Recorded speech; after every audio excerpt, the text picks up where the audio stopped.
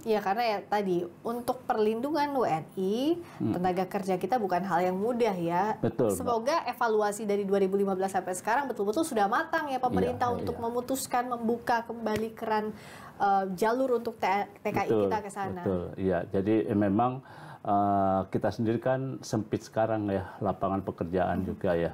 Jadi ya dibuka kembali sehingga ada masuknya devisa, meskipun juga untuk dari keluarga mereka harus mengorbankan, salah satu keluarganya harus bekerja di luar Arab negeri, Saudi. di Arab Saudi. Yang jelas kan upaya diplomasi ini bagian dari hubungan baik yang selama ini terjalin. Kalau Mas Har bisa memotret gimana sih hubungan antara presiden dari masa ke masa dengan kerajaan Arab Saudi? Ya, kalau dari zaman Bung Karno itu hubungan kita sampai sekarang tuh cukup baik sekali ya. Kadang Raja Arab Saudi yang datang ke kita atau presiden kita yang datang ke sana. Nah, pertama kali tahun 1955 itu Raja Saud ya, Raja Arab Saudi waktu itu Saud itu datang ke Indonesia. Ketika itu di era Bung Karno. Nah, ini ada cerita menarik loh waktu Raja Saud datang ke Indonesia itu. Apa Mas Har? Kan orangnya kan tinggi besar ya. Iya. Nah, dia harus menempati tempat tidur khusus. Tidak ada yang sesuai dengan ukurannya Raja Saud itu. Nah, akhirnya Bung Karno meminta dibikin tempat tidur khusus Raja Saud itu. Dan itu masih ada, kabarnya ada disimpan di Istana Bogor. Nah, itu diceritakan oleh Raja Salman ketika datang ke Indonesia tahun 2017. Dia bercerita kepada waktu itu di depan Presiden Jokowi, Bu Mega, dan Bu Puan.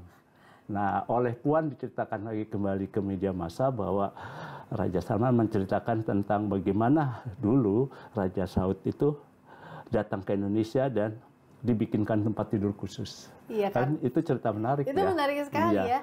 Bagaimana waktu itu Bung Karno memuliakan tamu, begitu ya? Begitu kehebatan Bung Karno kan memuliakan Raja Arab. Nah, Bung Karno langsung tahun 55 itu juga pergi ke sana, pergi haji. Gitu. Itu pertama kali itu Presiden Indonesia pergi haji dan menunaikan ibadah haji di sana. Nah, tapi Bung Karno itu kan seorang insinyur ya.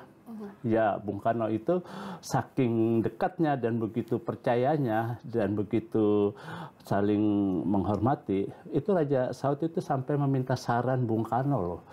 Iya, Bung Karno sebagai insinyur akhirnya menyarankan salah satu dibentuk di Masjidil Haram untuk pengamanan. Jadi itu tersisa masih.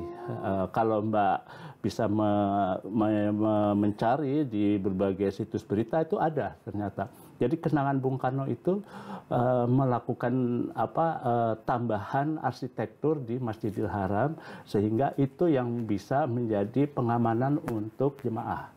Nah, itu satu. Terus Bung Karno juga